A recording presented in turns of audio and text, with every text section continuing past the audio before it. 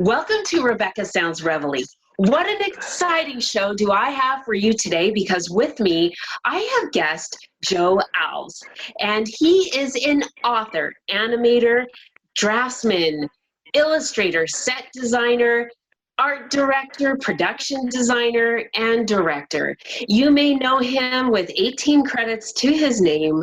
He's most notably known him for his work on Close Encounters of the Third Time, Jaws 3D, along with Escape from New York, and much more. His work is absolutely very well known. He's an incredible man with a lot to tell. He's had two major awards, two major award nominations. One of his awards was an Oscar in 1978 for Best Art Direction Set Decoration for his movie Close Encounters of the Third Kind. Welcome to the show, Joe Alves. Okay, how are you? I am so excited for you to be here, because what an incredible man you are, with what incredible talent that you have given, and it has been just memory etched into the minds of millions with the work that you have done. I am so excited for you to be here. That's how I'm doing today. Well, that's good. Well, where do we start? You mentioned the books, the movies, and of course, Jaws, and then there's a book out called Designing Jaws, Joe Alves, Designing Jaws. Yes, I want to not forget that either. Yeah, and anyway, I could start with that, and anybody that's interested in the movie, it's a good explanation on how a movie develops, not how it's directed or acted, but how you start from sketches and storyboards, and how you get technical people and you build a shark and so forth. So to start off with, and that's available on joealvesmovieart.com, along with the storyboards. But if we want to go way back, Jaws obviously was a big one, and I'll talk about that later. But if we want to start at the beginning, I would say, when I was a kid, I was always interested in art. I always drew from the time I was fourth grade. I drew all the dwarfs, and then the teacher put them up on the wall. The Snow White and the Seven Dwarfs. Yes. But Rebecca, the thing that really started, because an interesting thing happened to me this week. I got a call, an email from the Art Directors Guild. And every year, the last 25 years, they've had an award show where they give out for best production design of a movie, best art direction of a television, best illustration, best, etc. But they also put out every one a year a Lifetime Achievement Award for your work over your lifetime. And I am very fortunate that they're going to give that to me this year. I'm so excited. I have chills. They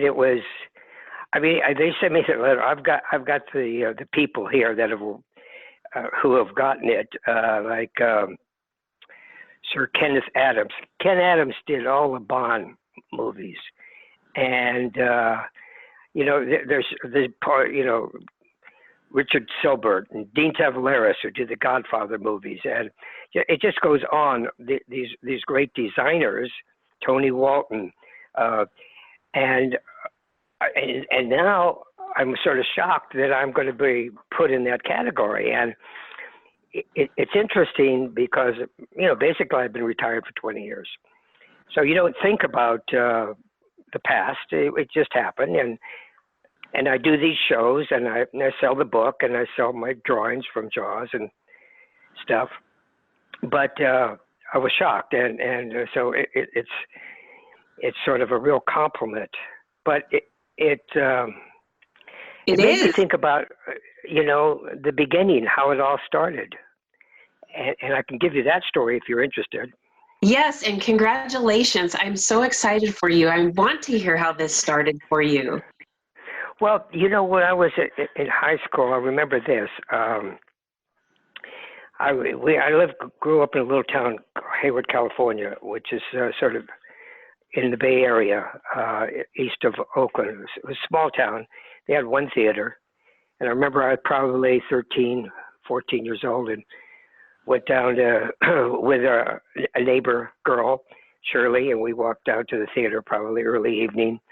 And we saw American in Paris. And I was just elated by the movie and came back and we were dancing in the street. And then as I researched, I found out they never made the movie in Paris. The whole movie was made on the back lot at MGM and in the sound stages.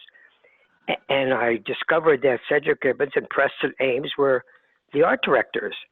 And I thought, oh my gosh, how do they do that? Who are they? What are they? How do I get there? That's what I want to do. And so that's sort of the start of the whole process of learning, how do I get into the movie business? How do I become an art director, a set designer, or whatever the route was that you had to take. And so eventually I did a year at San Jose State and majored in architecture and minored in drama because I was always interested in drama. And I used to direct a show in high school, senior extravaganza and stuff. So anyway, and then I kept thinking as I drove to the school, there was a sign that said Los Angeles. And I said, I got to make that turn someday and go down to Los Angeles and get in the movie business. And eventually, I was still young. I graduated high school at 17.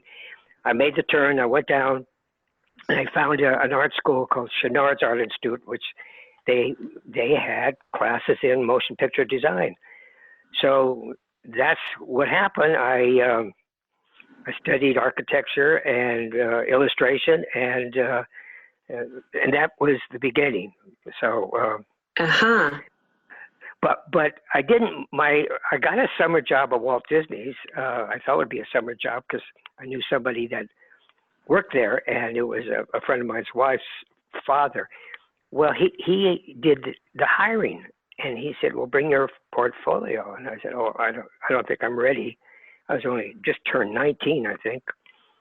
And he said, "Oh, we'll bring it." So anyway, I go there with the portfolio. And he said, "Well, you're too late for the training program. They draw Mickey Mouse." And so I could put you in special effects, And it was just unbelievable. I got in this room, and there's a board with a light on it, and the lady said, "You just flip the pages and draw in between." And I said, "Okay, I could do that." Anyway, Rebecca, long story short, she had to leave. She was working for Dwight Carlisle, who was assisting Josh Mehta, who was the king animator. He did Night in Bald Mountain, and he did Fire in Bambi. And he was working on a picture for MGM called Forbidden Planet, and they were drawing this id. And through circumstances, it generally takes 3 or 4 years to become an assistant animator. Dwight had to go to the hospital. I ended up assisting this guy after 2 months and drawing the id for Forbidden Planet. Mm-hmm. And so I'm at Disney and I'm doing Sleeping Beauty, and I just have to tell you this, and then we'll move on. And I'm designing. One of the fairies are holding a cookie, and this guy reaches over me and corrects the drawing. He said, "No, the cookie should look," and it's Walt Disney. And he used to come and walk around and correct drawings. So you call him Walt. You didn't call him Mr. Disney. So I said, "Well, thank you, Walt." Anyway, that was my beginning in the movie industry, and it was a long time ago. So. This is incredible. Now, you also went to USC to study as well, didn't you? While I was at Disney, I started taking classes at SC in motion picture effects and in various because I was still going to school at night, and when I could squeeze it on the weekends to Chenard's, and then I started taking classes in the motion picture department at USC. But I really wanted to get into live action. So after a couple of years of Disney, a friend of mine that I had gone to college with, he had directed a play in college that I was in. He was a senior and I was a freshman. He was in the service. He came back and we were rooming together, and he started directing at this little theater, the Hollywood Playhouse. And so I started designing the sets for the Playhouse, and I built up a portfolio of illustrations and drafting. And then I went around and I got my first job as a set designer. And you start off as a junior, and you're the last to be hired, first to be fired, because there's there was like 5 or 6 major studios: MGM, Paramount, Warner Brothers, etc. And there would be a big picture, like I was at MGM when they're doing Mutiny on the Bounty, and I went there and I was drawing details of boats and stuff. And then that would finish, and you'd go to Fox and do something. So you get knocked around. I was at Warner Brothers and was drawing on My Fair Lady and stuff. So you get an experience, and then eventually you become a senior set designer. Okay. And I landed at Universal, and I worked on this Mad World for months and months. And so that becomes your home, and you become sort of staff. And it's not that way anymore. All that broke up in the 70s. Oh, but that's how okay. it used to be, And then I was fortunate to become assistant art director. And I'll never forget this, because I was working with this art director, Frank Arrigo, who really helped me tremendously how to think about designing. And we were working on a picture called Torn Curtain with Alfred Hitchcock. Ooh. So I remember Hitchcock, the production designer and art director, were away someplace, and his secretary, Peggy, called me and said, "Mr. Hitchcock wants to see you." And I said, "Really? Me?" Because, you call him Mr. Hitchcock, not Hitch. He's pretty well established, he's a big director. They didn't get any bigger at that time. So he calls me in his office and he says, "Joe," he says, "I want you to build these stairs." Mr. Newman runs down the stairs and Mr. Whitlock would do the mat shot. Then he comes over to the registration desk and he leaves. And I said, "Okay, so how about the other side of the set? Do I build it?" No, you just build what I tell you. Because he never wanted to waste money. He just build what I'm going to need. Unlike a lot of directors that want everything. Well, no, because Hitch used to be an art director, so he would plan his shots so that we would just build what we would see, which was okay. That was quite different. There's only a few directors that I've worked with that were that way. Most of them want build me everything and then I'll decide what I'm going to shoot, Okay. So the pre-planning was to do storyboards, to do layouts, and then he knew what he wanted. Another director I worked with was similar to that, was John Carpenter. I did Escape from New York with John, and he was very cost conscious because he did very, very low budget pictures. But in any case, as it moves on, as working with Hitchcock and I was an assistant. Then I became a full art director. And what happened at that time, Universal was bought by Revue, which was a television studio. And Lou Wasserman was the president, and he came into Universal, and they started taking over Universal. So there was a lot of television now at Universal, and there were still the feature people, but there was a transition that you could make this jump to art director on television easier than on features because there's more television. And I was very fortunate to get a series called Night Gallery with Rod Serling. Yes. And on Night Gallery, I met this young director by the name of Steven Spielberg. I guess you guys have heard about him. Oh, yes. And yeah. And so Steven and I worked together on a few television shows. And And then I did his first movie called Sugarland Express. And that was his first theatrical film. Mm-hmm. And then we did Jaws together, and then Close Encounters together. So let me ask you, when it goes into the set design and making all of this, actually putting it into fruition, it takes a long time to go from the idea to drawing the illustration and then actually creating whatever the object or scene it is. I'll give you a good example, because this is sort of unusual for a production designer or art director. But yes, it generally takes a while. It depends on the size of the picture, the money.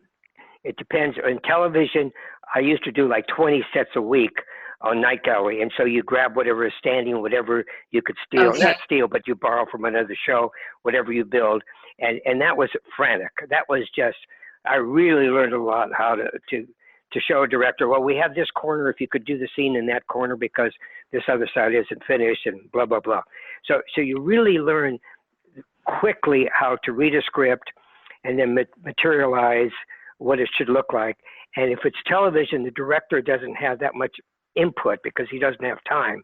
If it's a Night Gallery where he's doing just a 20-minute show or half-hour show, so you sort of lay it out to him, does this work for you? And so that gave me a lot of experience. And then working on Sugarland Express with Stephen, we became pretty close. And that one was pretty much a road picture. We drive around and find some interesting locations and stuff. So that one we didn't build so much. Jaws is quite different. Jaws is different in this respect. Stephen wasn't on the movie at the beginning. Okay. The producers, Zanuck and Brown, who produced Sugarland Express, what happened was David Brown, whose wife was Helen Gurley Brown, and she was the editor of Cosmopolitan magazine. She had found this book called Jaws, and she said to David, this might make a good movie. And so I was a staff art director. I was working on some television movies at the time. This was after Sugarland. And he called me, and they didn't have a charge number or anything. So he said, I've got this book, and if I could send you the galley sheets, if you could draw wherever there's a shark situation in the book and do some illustrations so we could use those illustrations to sell the studio on the idea of making this shark movie. Right. So that was sort of unusual because there's no script. There was just the book.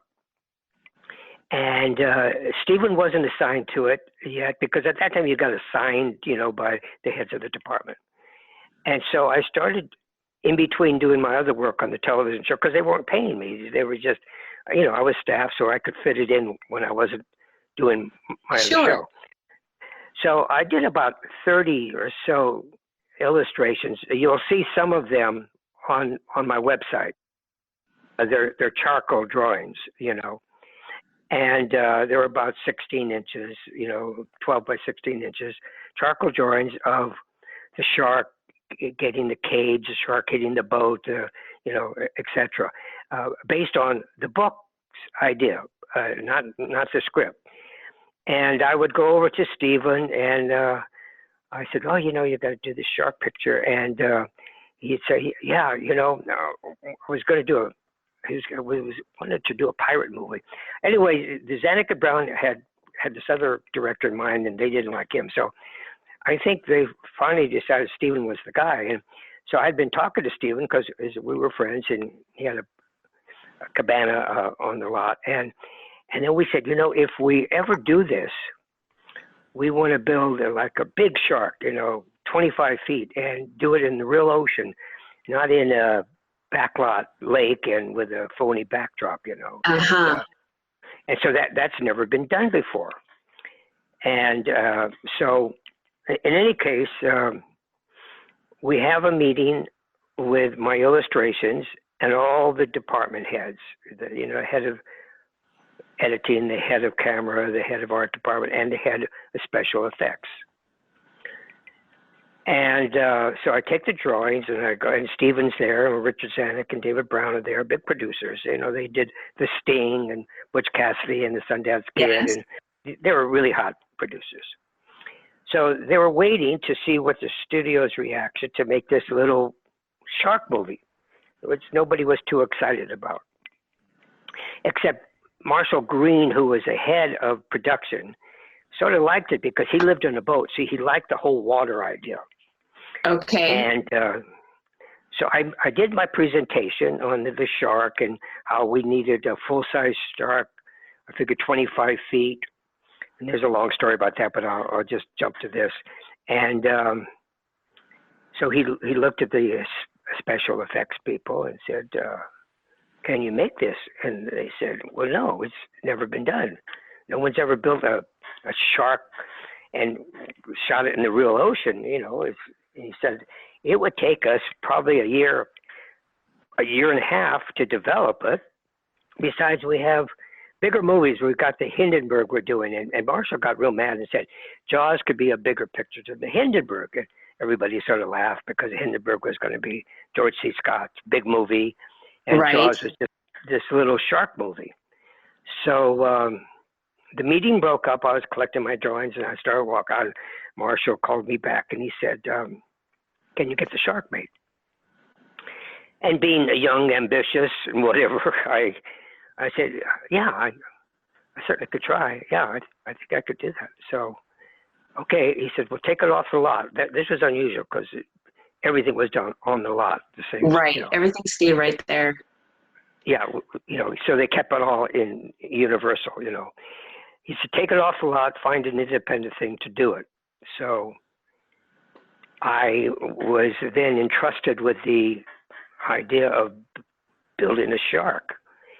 And I set about looking, and I went to the Steinhardt and studied with Leonard Capagna, who was a shark expert, what's the shark look like. I made it's in the book, I made a 4-foot clay model of a white shark. And he helped me detail the things. And he said a perfect shark is about 12 feet. After that, they get really fat and girthy. He said, so a really good-looking shark would be 12 feet, and then we wanted to make it twice that size, so we doubled it 20. We made it like 25 feet. But Okay. It was sleek, that's how it got that shape. So anyway, here's the rub. After much research, and Disney said they would make it, but they wouldn't take it out in the ocean. And somebody else said, oh, yeah, that would take about a year and a half to make. And, so I found someone who mentioned this guy, Bob Matty, who had worked at Disney and had done this giant squid in 20,000 Leagues Under the Sea, a movie made in the late 50s. So I met Bob, and he was all enthusiastic. Oh, yeah, I could do it. He's about in his mid-60s. Very enthusiastic. He said, give me a couple of days. So he came back with a little wire sculpture that it would squeeze. You pull a lever and the mouth would open and close. So, okay, we got the rights to hire him. And then I hired 6 more guys. We called it the Magnificent Seven. Roy Abergast was going to do the skin. We needed special plastic, urethanes and stuff to make this thing. Yes. So anyway, back to that, the whole thing that upsets me about Jaws is this. I hear the critics and they said, oh, well, the shark didn't work. The shark didn't work. They had to shoot. Well, let me tell you, that was probably November of 1973. The book came out in February of 74, and the studio said, we got to start shooting this in 2 months. So where's my year and a half to build the shark?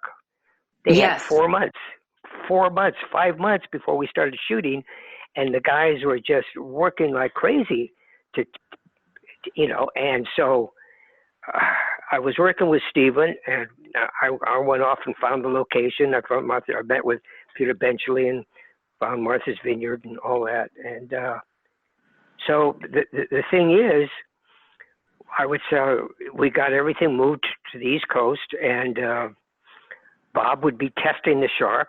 We had 3 sharks, a right to left, left to right, because the opposite side had to be open. And then we had one on a platform that you That could makes see. sense. Pardon? That makes a lot of sense. Yeah. So we had all this, and so then I would go to Bob, and he'd say, well, we're going to test the left to right shark, and I'd go to Stephen, and we would sit and do the storyboards. He would rough out ideas, and then I'd go back and develop them. And you see that in the book too. And I said, if it works, we shoot it. If not, it's a test. And that's basically how we made the movie. I mean, Bob had to catch up. We shot everything we could without the shark. We substitute, and we designed these yellow barrels that I had redesigned the boat, and the barrels represented the shark. So you see the barrels coming, and you say, "Well, there's a shark, is there?" You know. So it made it more suspenseful, you know. And so that's basically the story. That's why it was so difficult, is because the guys were trying to catch up to this time to make the shark when they had a third of the time that they were supposed to have. But this is really incredible, because it turned out to be an iconic film, and it is very well known to this day. That's what's a shock to me is we finished the principal photography. There was one shot. Stephen said he wants to go back and start cutting the movie. He said, "Could you direct that sequence?" And it was a little boy getting eaten on the little raft. So it was my first directing gig, and that was sort of fun. Then we came back. We shot stuff in the tank. We used to call it the Esther Williams tank at MGM, with the underwater stuff where the shark attacks the guy in the cage. And we even shot some stuff in my driveway, because some pickup shots that Stephen wanted to do, where they're breaking the boat, and I made a little bit of the hull, and we used a hammer and a hose. And then the really scary shot was the head when it comes out of that hole. And so I built that in my garage, and we used the editor's swimming pool, and we actually stole the head out of the makeup department, and got an underwater camera, and we shot that in our pool. And because Stephen said, they had one screening in Texas. He says, I had 4 screens. I think I could get 5 if we could do this. So we did it. The studio didn't even know we were doing it. We just did it on our own, put that scene in, and then we showed it in Lakewood, California, and everybody screamed, when they saw that head. And my fear was the people were going to laugh at the shark, because when we were doing the shark, it would make all sorts of weird sounds with their rams and stuff, and so then after the shots, the crew would all laugh at the shark. And I thought, they're going to laugh, and when the movie came out and they were sitting there and they were screaming and not laughing. So what happened was, then the studio realized, oh my God, maybe we have a big hit here. They didn't realize it. They almost canceled the movie 4 times because it was so much trouble. And they went back. Yeah, and then they went back and they said, we got to make this a big release. So they released it in 450 theaters. Today they do 4,000. But that was the first big summer release of 450 theaters. And we were shocked. We were shocked that there were just lines of people to go see the movie,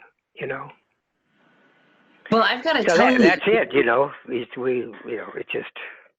I think it was so realistic that you had people scared to death to go in the ocean for a long time. And, Rebecca, this is what's so weird, is after that I did Jaws 2 as a associate producer, production designer, and they fired the first director, and I brought in the second director, and I directed 100 Days of Second Unit, and then I went on and I directed Jaws 3D, which was really difficult because it was 3D and they had old cameras and we had to make new cameras. But in any case, time went by, and it wasn't until probably the beginning of this century I was at a reunion for Jaws, and people would say, you should sell your storyboard. You should get online and do all this stuff now.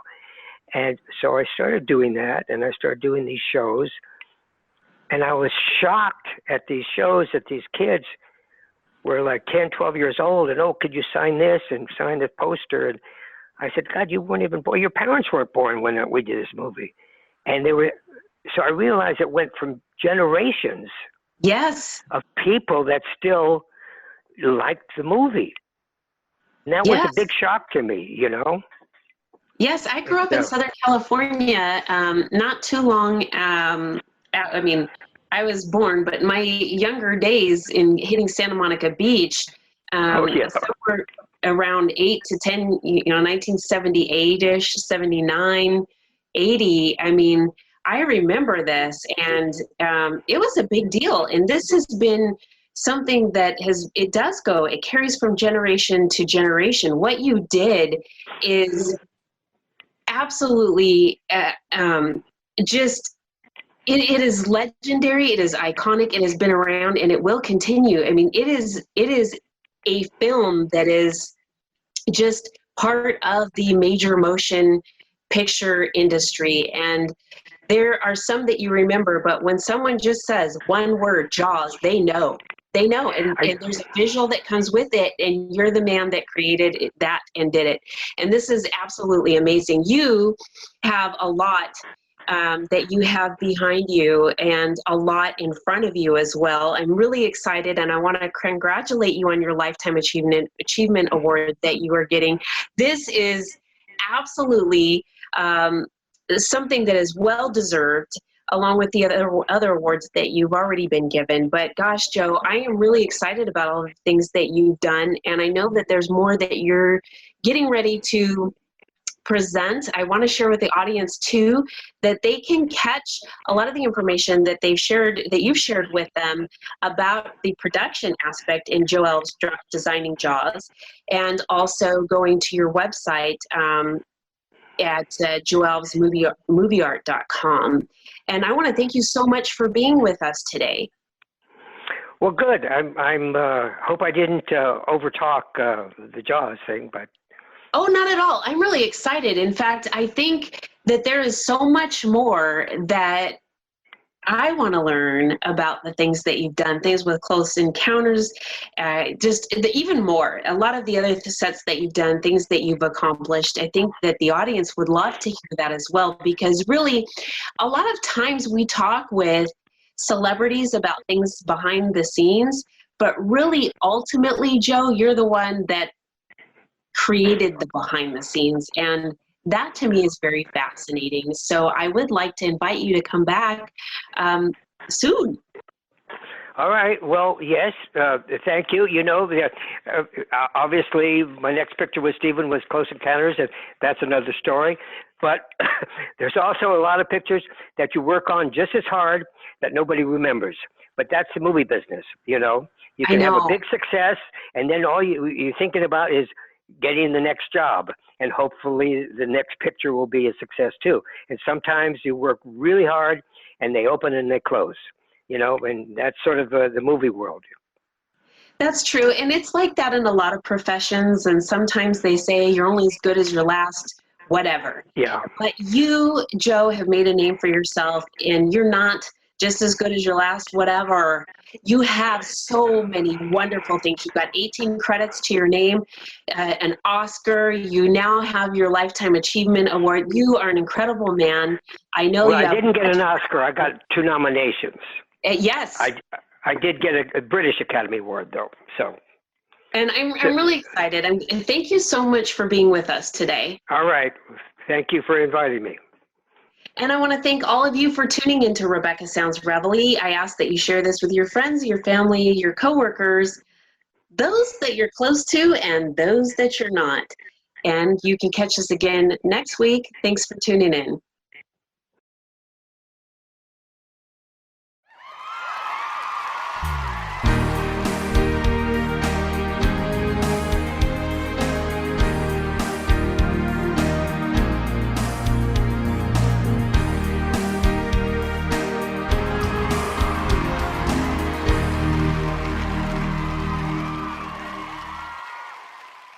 Welcome to Rebecca Sounds Reveille. I am really excited because I have somebody who's got such a diverse background and has joined the two together to create something that is really going to make your world rock. Today with me, Sarah Katz, whose work in cybersecurity has been joined with her penmanship. Yes, you will want to know a little bit more about her upcoming book called Apex 5.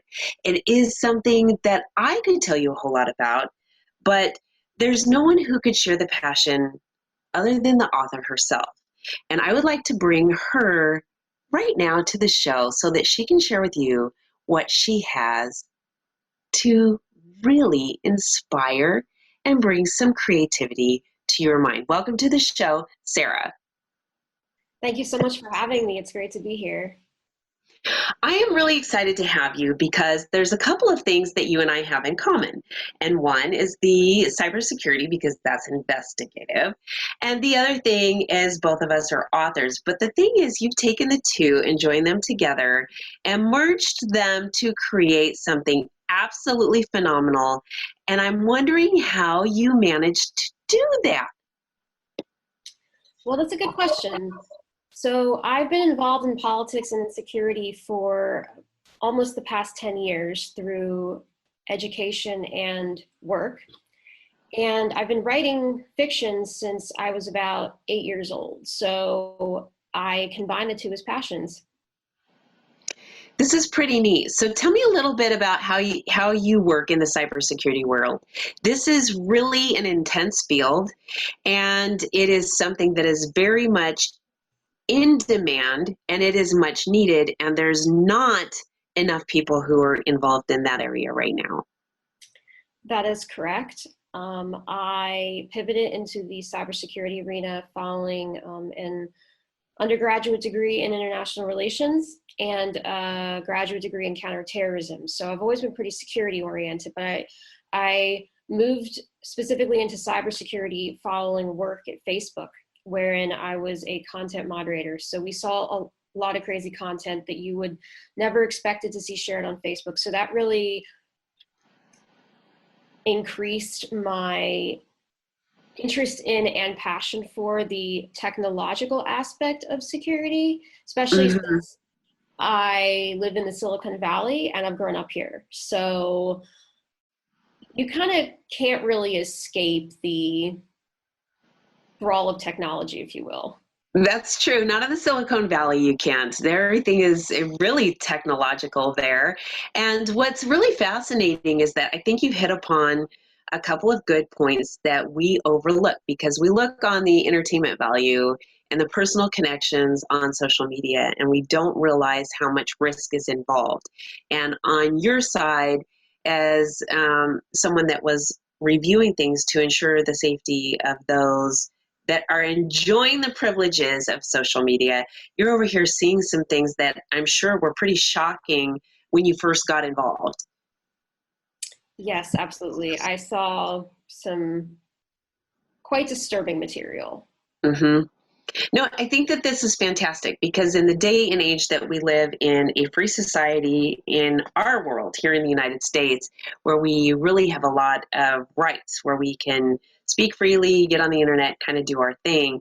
There's a lot of things from, like you're talking about, counterterrorism, terrorism, to trafficking, anywhere from trafficking drugs to child trafficking to sex trafficking, to the whole gamut of things. And then some, and we tend to not realize how many risks that are involved when it comes to just the internet. So I think that is fantastic what you're doing. I like that you're an expert in this field and that you do this every day to protect us. And I want to thank you so much for doing that. Well, thank you. And I want to thank you for taking the opportunity to merge this into something so creative and allow your juices to flow into your new book, Apex 5, which is something that I want you to share with the audience, because this is so incredibly ingenious with what you've done.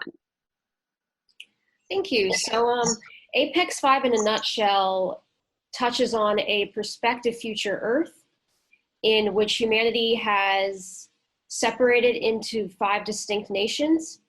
Each nation has evolved around each of 5 colossal megastructures. The origin of these structures is unknown. And it's really a story of evolution, both human and technological, and exploring how humans should never play God, because really it never ends well. And isn't that so true? When humans try to take something into their own hands that is so natural and change it, it just doesn't ever come out the way it should. Exactly. So this is pretty neat. How long did this take from idea to the whole storyline coming to fruition? Because for many writers, some of these things can take many years. Sure. So I've technically been brainstorming the plot of Apex 5 and some of the characters for about 15 years. So it was a long time in the making. It was a long time in the making. That being said, the actual first draft took only about 4 months to write, but there were probably about a year and a half of edits before it got to where it is now. You know, it's so funny because people don't realize how long editing takes, because you've got to go back and reread it, and you've got to go back and takes longer than writing the book sometimes. Yeah. And then even when you go back and you're editing, because you're looking for not only spell check and grammar, but then you'll reread it and you want to make sure that that sentence really conveys what you want it to convey the right way, at the right time, with the right emotion and all of that. And you're really delivering it in Apex 5. And so you've got more, though, because with 15 years of this idea just developing, it can't just stop right in one book. Oh, no. It's going to extend to at least 3 books in total. See, this is fantastic. A trilogy, a minimum of a trilogy. This is awesome. And so we may be looking at the next mega movie here and what you have going. But let me ask you too, how difficult is it to keep track of different worlds and characters that are going on with all of that? So that's a really good question. In the universe of Apex 5, it is technically Earth, but it's quite post-apocalyptic. So okay, humankind has more or less completely restarted. And in that sense, it is a whole new unique world. And there are a lot of details that world builders have to keep track of, like a time system, different languages. Okay. Weather patterns, if they're different, and if certain things are different about either the foreign planet you're dealing with, or in the case of Apex 5 of Future Earth, for instance, the planet no longer has one moon. It has like a bunch of, has kind of like a ring of orbiting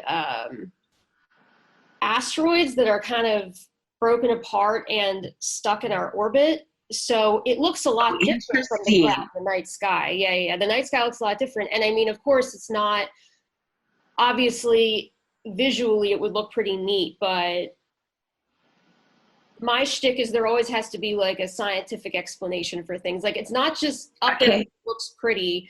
It's up there because the apocalypse that happened kind of changed our orbit. Oh, so, and it placed these pieces there. Yes. And okay, I'm following this, and I'm also thinking about how this could play out down the road. And don't give any details, because we definitely want the audience to get a copy of your book and be able to read for themselves. And it's kind of like a cliffhanger here, because I'm thinking about different things about how these could come to the earth. Anyway, I mean, this is what's really cool about this, Sarah, is that it's just talking about it, allowing my mind to imagine things. And oftentimes we get so caught up in our day-to-day adult world, we forget to imagine. Absolutely. And we don't have fun anymore. Yeah. So this is awesome. This is really neat. So now tell me too, you have already been on exhibition with your book in a couple of different places. Can you share with the audience a little bit about that as well? So Comic-Con San Diego 2018, I was only able to advertise. Unfortunately, I did not attend in person. Worldcon 76, so last August, I exhibited in person. I had a table and I had a lot of fun with my table partner exhibiting her book, and it was a really great process. The author of the Game of Thrones series, George R. R. Martin, was there, and there were a lot of other neat folks there too. So it was a great experience, amazing networking experience. Also really lucrative for promoting your book in a way that doesn't involve potentially spamming online users with links.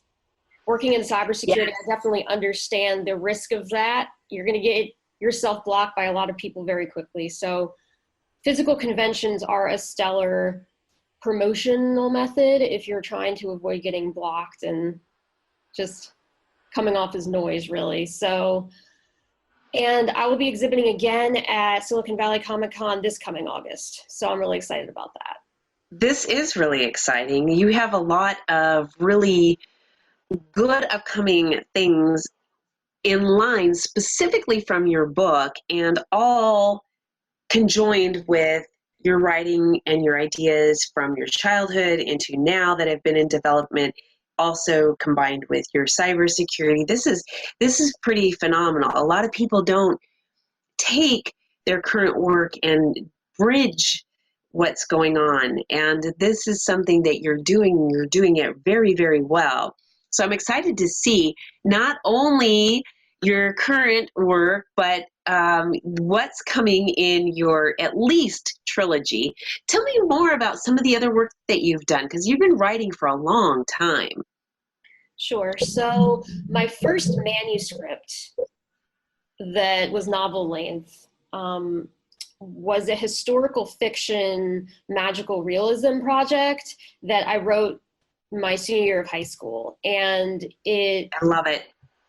it takes place during the post-World War I Greco-Turkish conflict, and it follows two sisters in Greece. And the younger sister starts to receive visits from a mysterious person who identifies as the Greek god Hermes. And he Okay.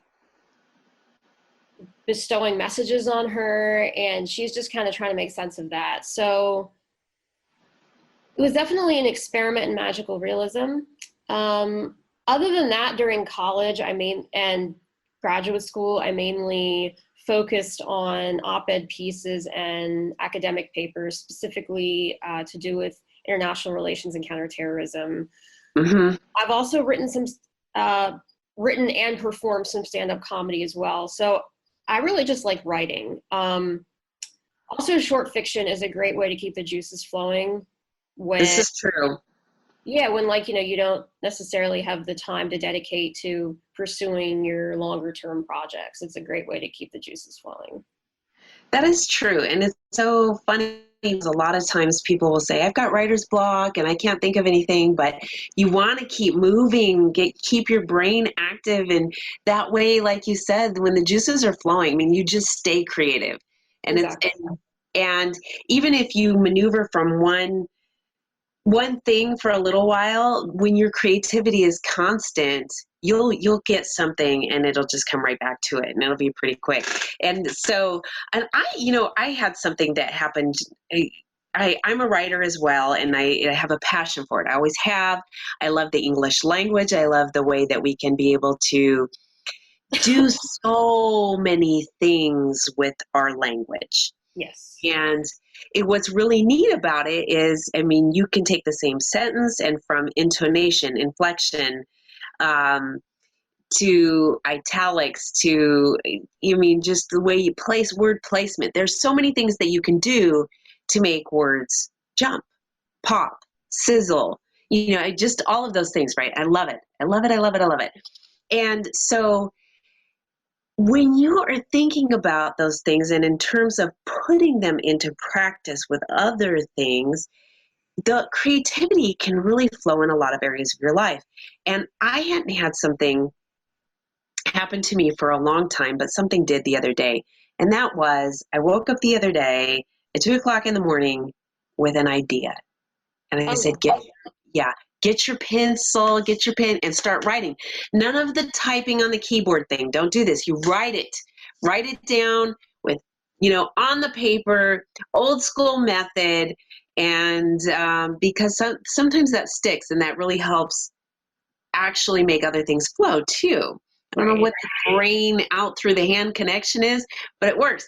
So it's pretty neat, and it's amazing that you mentioned that today, because often we fail to think about continuing to do that. And I'm a creative person, much like you are. You and I share some of these things, and often we don't think about the two connecting at all. Right. And it's pretty neat. I want to hear too a little bit about your stand-up comedy. Oh.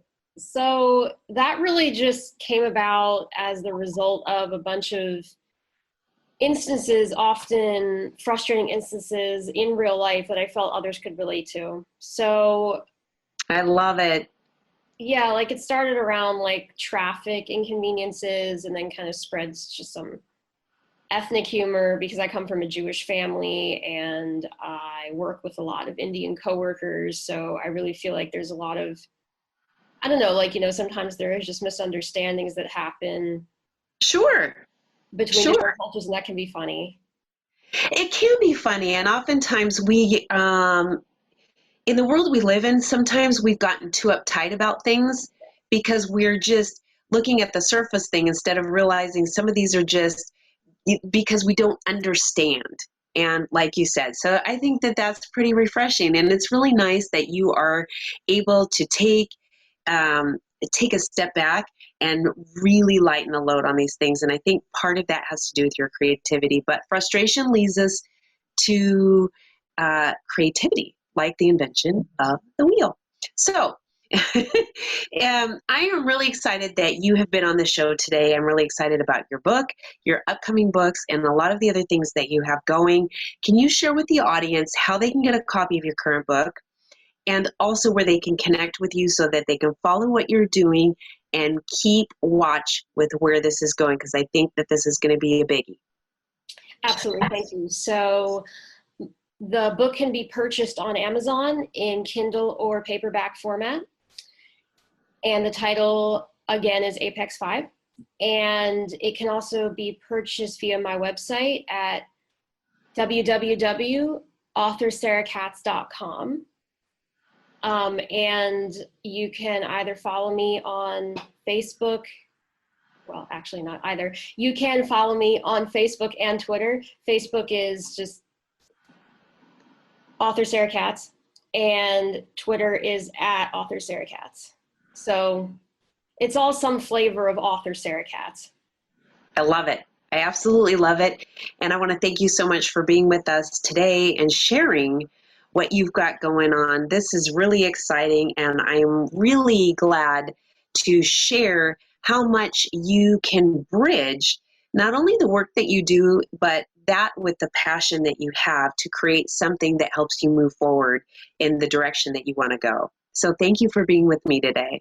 Absolutely. Thank you so much for having me. Mm-hmm. And I want to thank all of you for tuning in to another episode of Rebecca Sounds Reveille. I am really excited about Sarah Katz. She's got a lot going on that you need to kind of check out. So author Sarah Katz, check her out on Facebook, Twitter, see what she's got going on. There's some things to follow here, and possibly a trilogy that might be hopefully getting picked up at some point and hitting the big screen.